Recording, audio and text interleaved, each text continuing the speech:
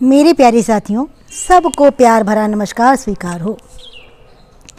कानपुर में स्थित डीडी विद्या निकेतन के प्रबंधक हैं श्री चंद्रमोहन तिवारी जी, जो कि वहाँ के मैनेजर हैं। आज उन्होंने हमारे पास एक अपनी कहानी भेजी है, जो कि वो चाहते हैं मैं आप सब लोगों को सुनाऊँ।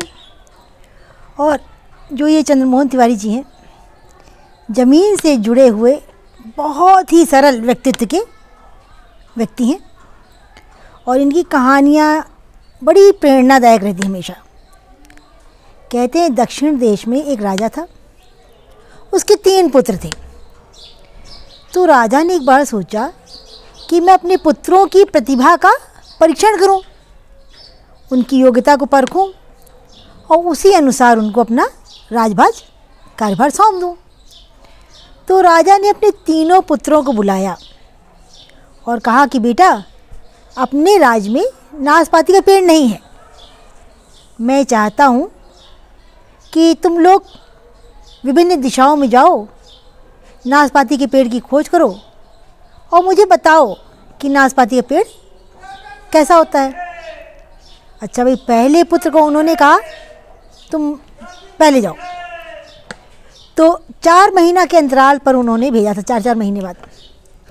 तो गए।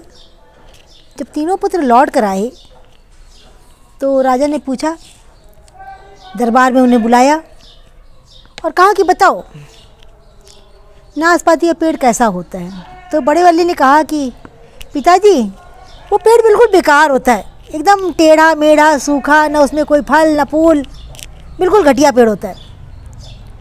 तब तक दूसरे वाले ने, अरे नहीं भैया, आप गलत बात कह रहे हैं। वो पेड़ बहुत हरा भरा था, लेकिन पता नहीं कोई कमी रह गई थी कि उसमें फल नहीं आए थे।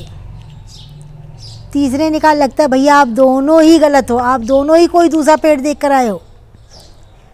जो नाशपाती का पेड़ होता है, अरे बहुत सुंदर होता है, पूरी तरह फलों से लदा होता है और फल भी बड़े खूबसूरत होते हैं। और मैंने तो भाई फल को खाया भी है, क्या गजब का लाजवाब स्वाद होता है। अब तीनों आपस में लड़ने लगे, नहीं तुम गलत बोल रहे हो, नहीं तुम गलत बोल रहे हो। तो राजा ने कहा, मेरे पुत्रों शांत हो जाओ, बहस मत करो। मैंने तुम तीनों को ही अलग अलग मौसम में नाशपाती की खोज करने के लिए भेजा था। कह तीनों सही रहे हो, लेकिन मेरी 3 बातों को गांठ बांध लो। पहला ये कि किसी चीज़ के बारे में सही और पूर्ण जानकारी चाहिए तो तुम्हें उसे लंबे समय तक देखना चाहिए, परखना चाहिए। फिर चाहे कोई विषय वस्तु हो या कोई व्यक्ति हो, तुरंत उसका निर्णय नहीं लेना चाहिए। कब बात नंबर 2, सीख नंबर 2 कि हर मौसम एक सा नहीं होता है।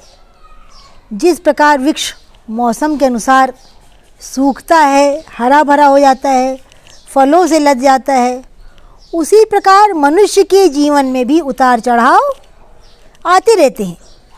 तो अगर तुम कभी किसी बुरे दौर से गुजर रहे हो तो हिम्मत और धैर्य बनाए रखना।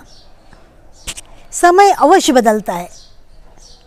जिस प्रकार रात के बाद दिन, दिन के बाद रात होता है, उसी प्रकार सुख के बाद दुख, दुख के बाद सुख आता जरूर है। समय परिवर्तनशील है।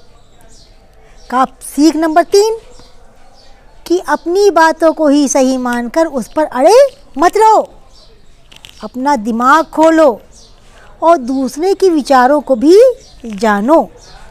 ये जो संसार है ना, ये पूरा ज्ञान से भरा हुआ है, अथाह ज्ञान यहाँ है। और हम चाह कर भी कि पूरा का पूरा ज्ञान हम संचय नहीं कर सकते हैं। कोई भी व्यक्ति उस पूरा दिन का ज्ञान संचय नहीं कर सकता है। तो अपने धैर्य को बनाए रखो और दूसरों की भी बात को सुनो, उनके भी तर्क को समझो। और एक सिर्फ मैं ही सही हूँ ऐसा कभी मत सोचो, क्योंकि ज्ञान जो है वो हम पूरा अकेले हम सब नहीं संभाल सकते, ना उसे प्राप्त कर सकते हैं। जब हमारे मन में कोई भ्रम हो, कोई संदेह हो, तो हमें क्या करना चाहिए? किसी न किसी ज्ञानी पुरुष से, किसी न किसी ज्ञानी व्यक्ति से सलाह ले लेना चाहिए बजाय लड़ने की।